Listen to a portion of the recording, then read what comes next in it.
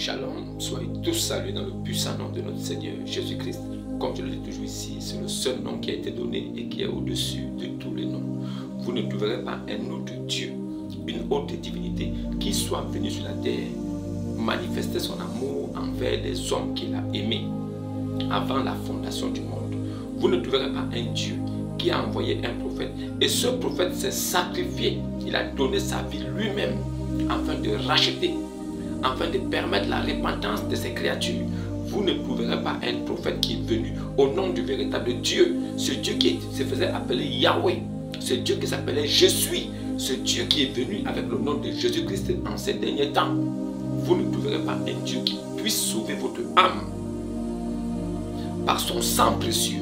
On n'a pas besoin des agneaux, on n'a pas besoin de donner des moutons, on n'a pas besoin d'enterrer des moutons vivants pour être pardonné. On n'a pas besoin de tuer des moutons et créer un génocide humanitaire d'animaux pour pouvoir obtenir la repentance. La repentance s'obtient au nom du Seigneur Jésus.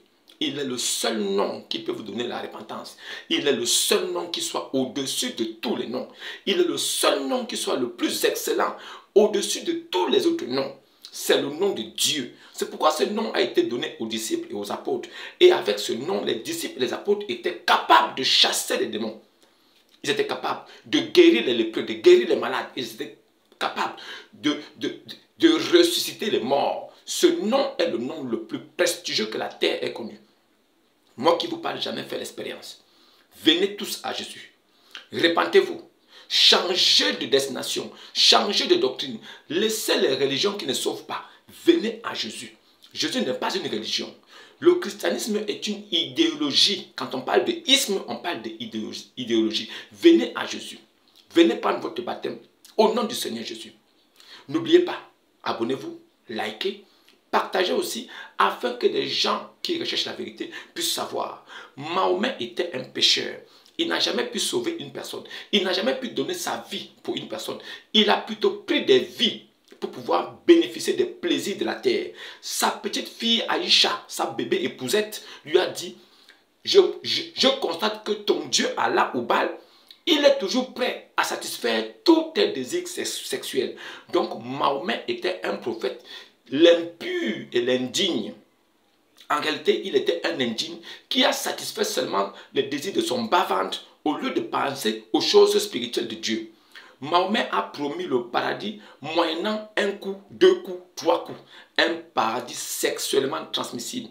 Il a promis aux femmes naïves arabes, celles qui lui donnent son sexe, qu'il la couche, alors il lui garantit le paradis. On ne sait pas quel paradis peut être garanti par un rapport sexuel. Donc le rapport sexuel de Mahomet te permettait directement d'arriver au paradis. Donc il fallait aussi que des hommes aillent aussi se faire sodomiser pour pouvoir avoir le paradis. Un homme qui marchait avec des vêtements couverts de sperme. Un homme qui se baladait avec des poux. Un homme qui était sale. Un homme qui essuyait son anus avec 3 cailloux après avoir fait caca. Et il refusait de laver les mains avant de manger. Un tel homme est un modèle parfait devant Jésus. Le monde a basculé. Les ténèbres veulent envahir la lumière, mais la vérité de Dieu triomphera toujours. Aucun homme au XXIe siècle ne va suivre un violeur de bébés. Aucun homme au XXIe siècle ne va suivre un coucheur de cadavres. Aucun homme au XXIe siècle ne va suivre un homme qui couchait les animaux. Aucun homme sur la terre ne va suivre un homme qui est venu avec un autre évangile, avec un autre ange. Galates 1 au verset 6. Même si un autre ange vous apportait un autre évangile que ce que nous avons prêché, qu'il soit anathème. Et nous découvrons aujourd'hui que dans la promesse de Christ, nous les véritables chrétiens, nous jugerons même les anges, car nous sommes des juges spirituels. Nous sommes des hommes spirituels. Étant hommes spirituels, nous jugeons de tout. Et nous-mêmes, nous ne sommes point jugés par personne. Donc nous savons que nous allons pouvoir juger Djibril. L'ange Djibril, cet ange anathème sera jugé par les véritables chrétiens que nous sommes. Nous sommes des véritables chrétiens. Nous sommes la lumière. Nous sommes ceux qui maintiennent encore ce monde en vie. Sinon, Dieu aurait déjà détruit ce monde. Mais je vous le dis en vérité, sans l'ombre d'un doute, Jésus-Christ est le véritable Dieu et la vie éternelle. Celui qui ne croit pas en Jésus est un mort vivant. Celui qui n'a pas accepté Jésus et il n'a pas pris son baptême, c'est un mort vivant. Même dans le Coran, dans la sourate 9, verset 31, Allah dit, ils ont pris les érudits et les moines comme Seigneur en dehors de Allah et le Messie, fils de Mariam. Dans le Coran, Jésus est Dieu avec Allah. C'est pourquoi le nom de majesté est utilisé dans le Coran.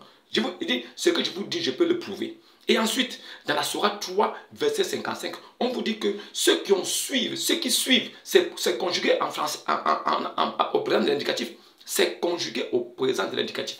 Ceux qui suivent Jésus seront placés au-dessus de ceux qui n'ont pas cru. Donc, les musulmans qui ne croient pas en Jésus parce qu'ils n'ont pas pris les baptêmes seront placés en dessous des chrétiens. Jusqu'à la résurrection. Donc, le chrétien est au-dessus du musulman. Le chrétien est au-dessus de l'esclave d'Allah. Jusqu'à la résurrection. C'est Allah qui le dit dans son propre livre. Vous qui êtes encore des musulmans, vous qui avez été séduits par le modèle parfait, c'est faux. Mahomet ne peut pas être modèle parfait devant Jésus. C'est faux. Je vous mets tous au défi ici. Vous qui êtes des musulmans ancrés, vous qui êtes des musulmans qui avez un peu de sagesse, comment est-ce que Mahomet, pécheur de son état, peut être modèle parfait devant un homme qui est pur sans péché, illustre ici-bas et dans l'au-delà? Voici la question que je vous laisse. Vous devez méditer là-dessus.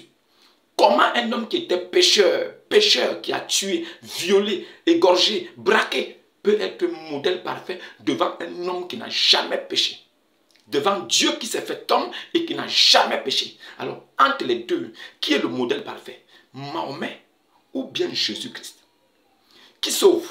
Celui qui donne sa vie et celui qui prend des vies. Entre les deux, qui sauve? Jésus a donné sa vie afin que nous soyons bénis aujourd'hui. Il est devenu malédiction afin que nous devenions bénédiction. Mahomet, il a plutôt tué des gens pour son plaisir personnel, pour se faire de l'argent, pour s'enrichir, pour le plaisir sexuel. Il a donné, il a tué, il a commis tous les crimes possibles pour pouvoir avoir du plaisir. Il a sacrifié des personnes pour son bien personnel. Jésus a plutôt donné sa vie en échange de la tienne. Alors, si tu reçois ce message, n'oublie pas de dire que Jésus-Christ est Dieu. N'oublie pas de dire Amen. Shalom à toi, que Dieu te bénisse, abonne-toi, like et partage. N'oubliez pas, vous les chrétiens, vous êtes aussi une force. Vous êtes tous des sacrificateurs dans un royaume des sacrificateurs. Même si vous ne prêchez pas, même si vous n'annoncez pas l'évangile, vous devez être capable de permettre à la parole de Dieu de voyager dans le monde et de toucher plusieurs âmes afin que ceux qui doivent être sauvés reviennent à la maison. Il n'est pas question de sauver tout le monde, mais il est question de récupérer ceux qui avaient déjà été préparés à recevoir cette parole avant la fondation du monde, par préscience, par prédestination. Alors, sur ce, shalom à vous. N'oubliez pas, partagez. Donnez de la force à vos frères chrétiens. Donnez de la force à vos frères chrétiens. Partagez, likez et surtout, abonnez-vous. Sur ce, portez-vous bien. Shalom à tous et à la prochaine.